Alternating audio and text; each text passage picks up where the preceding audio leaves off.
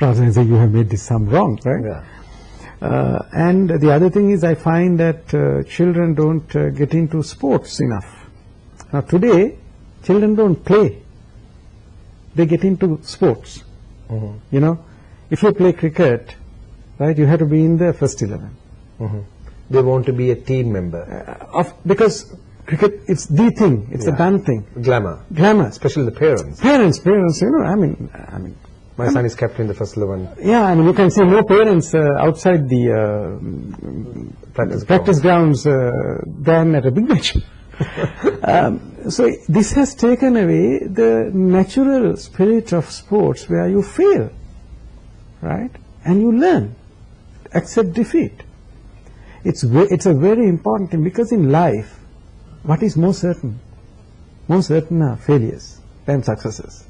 So if you can learn to face failures and accept punishments, then when the praise comes, it's easy to handle. You can see how people get devastated when they fail. No? So there's a lot to be done in this arena. I think children should be allowed to fail in things. I'm not saying go and fail the exam somehow. No, what I'm trying to say is, even if a child fails the exam, don't destroy the child. There's so much in a child, so much in a person, right? It's only one thing that has happened. And we don't give feedback even in organizations. What is wrong is what you have done, not you. You know, there's a distinction in this. So if you change these things, people will bounce back. So I think that's the point. Mrs. Urashi, we find a lot of Sri Lankan companies these days find it extremely difficult to have fitting applicants, especially for marketing and sales entry-level positions, where the youth is very much reluctant to take up marketing or sales positions at entry-level especially. As a well-seasoned marketer, as a person who has really studied Sri Lanka's marketing industry, the marketing, the frontier, what are your thoughts on this? What are the reasons for this? I think it's a very, very serious issue. Everybody wants to get into brand management, strategy, you know, all this PowerPoint stuff, but not real thing where the tire hits the ground, that is selling. If you haven't sold anything, I don't respect that person as a marketer. Right? I mean, I have gone from shop to shop selling polythene bags. I'm the first van sales rep in this country to have sold polythene bags. That experience you can't exchange for anything else. And as a CEO, what do? I sell all the time. I sell my company to media, I sell my company to publics, I sell concepts to people, selling. And if you say I cannot take sales, it means you are frightened to take a challenge. And when we recruit new management trainees, we said go and do some sales and come. Then only you know. For example, in the greatest entrepreneur, Panasonic founder Matsushita, in his autobiography, he says, every time I recruit an engineer, I first put him into the factory to work with the people with the factory floor. Then I send him to the sales showrooms so that he knows how to sell. And selling is such a satisfying career, and it's a very, very strong grounding, right? Please go and take that, because I know how much it is beneficial for you as a young person if you get into sales. And after that, you can get on to these behind-the-scene PowerPoint jobs. I'm not underestimating the strategic aspects of marketing. All that is strategy is fine. Right? I was in advertising. There were some clients who were saying, okay, we need to put this point of sale material large this. But they didn't know that the kind of shops that boutiques that they were selling, there was no space for that. Unless you have gone and seen, what can you do it? So it's, I mean, you know, people should be told, you know, you go and do sales. Right? Sales is very important. That's why when I was the president of the Institute of Marketing, we conceptualized this National Sales Congress to to recognize. Now, insurance is a field where I think in Sri Lanka there must be about 30,000 people in this profession of selling.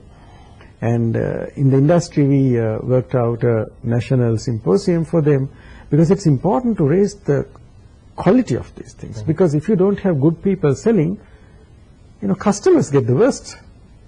Therefore, selling is very important. And if you say, I can't be selling as a sales rep, don't forget that when you are the CEO of the company, you still have to sell.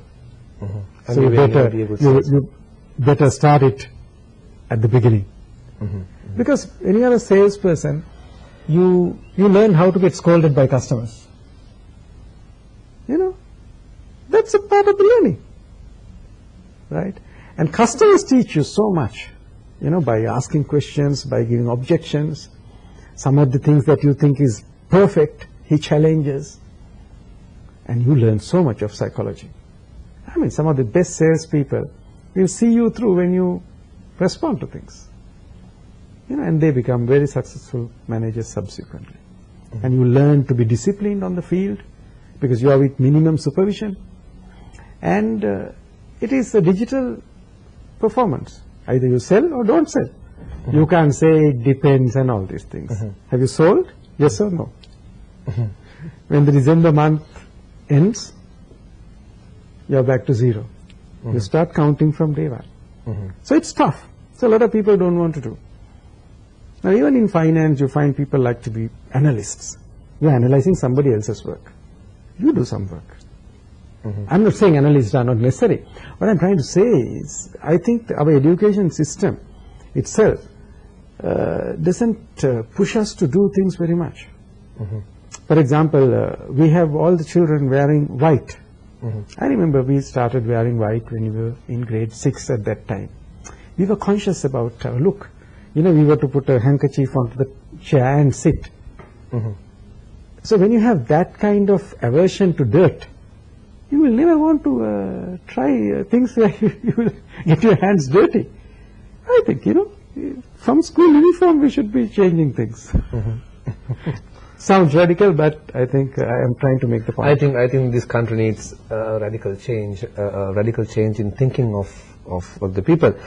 Since we talk about sales on the other side of the same coin, as much as the youth or the young people do not take up positions in sales, I also have a feeling that the Sri Lankan companies do not give due attention to their sales force.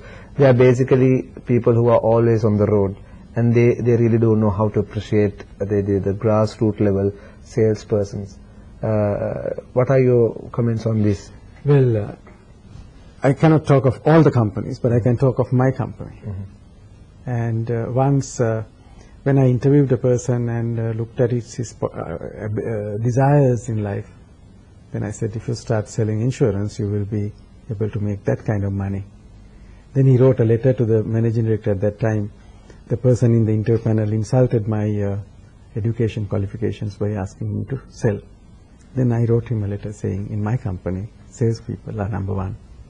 Because if they don't sell, my job is irrelevant. And at Eagle, I mean, most of the top salespeople, I know them by name. I know some of their family members. They can pick up the phone and talk to me direct. That's the recognition we have given our people. I think that you have set an example to the other companies too, in how to truly appreciate the salesperson who are the breadwinners of your family and of your company, of course. Well, I'm supposed to take another short break. I'll be right back soon.